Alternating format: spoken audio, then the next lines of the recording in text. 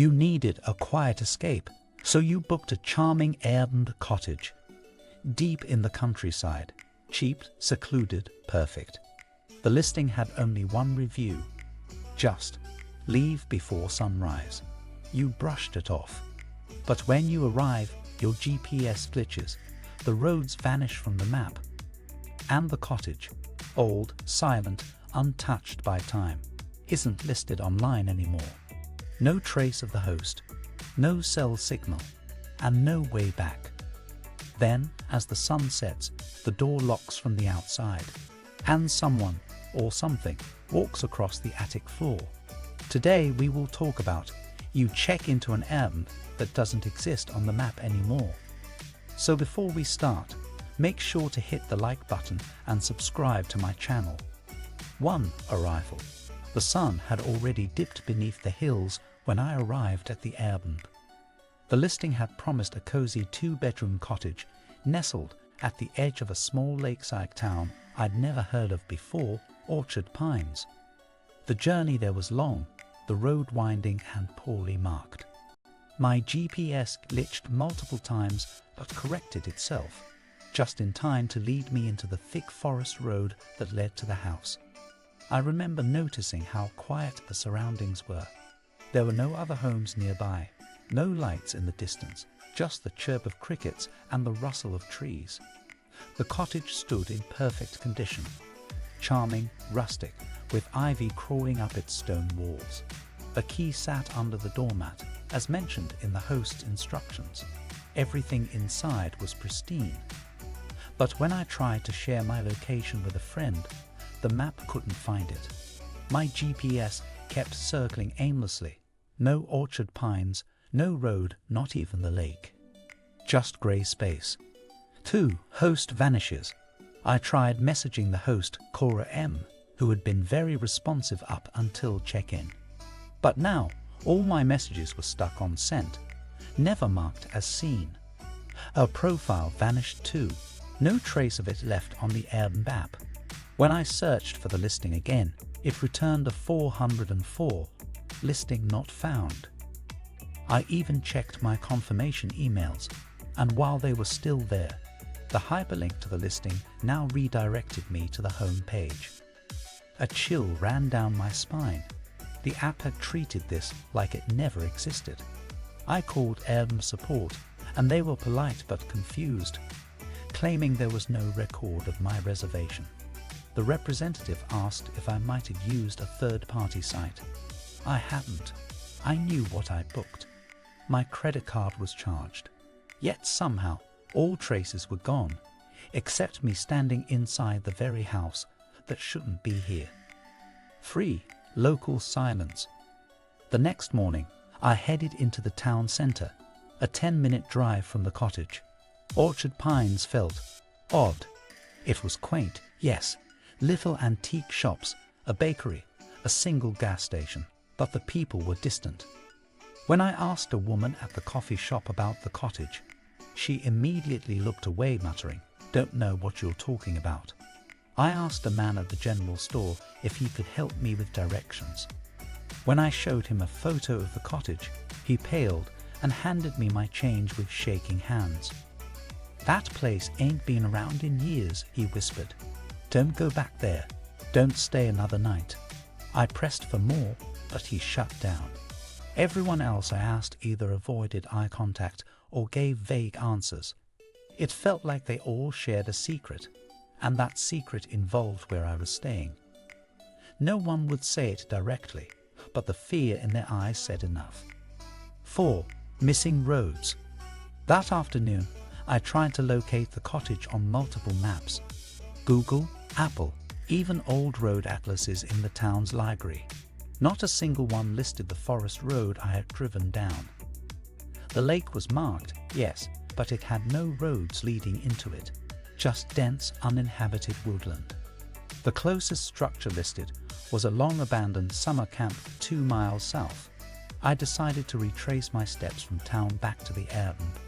I remembered the wooden post with a red ribbon marking the fork in the road.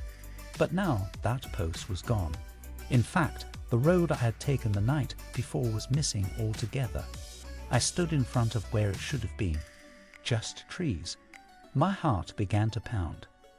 I walked into the woods, pushing through the brush, and 20 minutes later, there it was again. The cottage. Perfectly intact, sitting silently among the trees, as though it had been waiting for me to find it again. How did I get back? I couldn't say. 5. Disturbances. That night, the house felt different. Cold drafts slipped through closed windows. The lights flickered, not all at once, but room by room. My phone battery drained inexplicably fast, even in airplane mode. I heard soft thumps from the attic, though there was no access door. Around 2 a.m., I woke to find the front door wide open. I know I locked it. I closed it, secured the bolt, but 5 minutes later it creaked open again, slowly, deliberately. Shadows stretched across the walls in ways that didn't match the furniture or my body's position. And though I tried to rationalize it all, wiring issues, wind pressure, sleep deprivation, none of it explained how a house could vanish from maps, why locals denied it, or why my host no longer existed.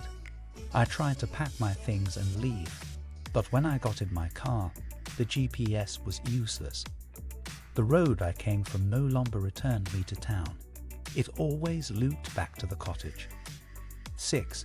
History unearthed. Determined to understand what I had gotten into, I returned to the town library the next day. In the microfilm section, I unearthed archived newspaper clippings. One headline read, "Four vanish at Orchard Pines Cottage, 1989. Another read, "Property condemned after disappearances." Apparently, the land had once hosted a vacation rental that was shut down after a series of unexplained events. Guests who went missing, unexplained fires, strange radio signals. Locals petitioned to have it demolished, but officials claimed it had burned down. The photos in the article were unmistakable. It was the same house, but it had supposedly been gone for over 30 years. Yet here I was, staying in it. Every shingle, every brick matched. That night, I confronted the general store owner again. He looked at me with pity. "You shouldn't have gone there," he said. "It only shows up for those who don't belong." 7. Time distortion. The longer I stayed, the more reality seemed to unravel. Nights stretched endlessly. My watch slowed down. I would spend what felt like an hour outside, only to return and find that 6 minutes had passed. The house seemed to rearrange itself subtly. One evening, I found a hallway that didn't exist before. It led to a room filled with old belongings, 1950s era suitcases, rotary phones, photographs of families I didn't recognize. In one photo, a figure stood in the window.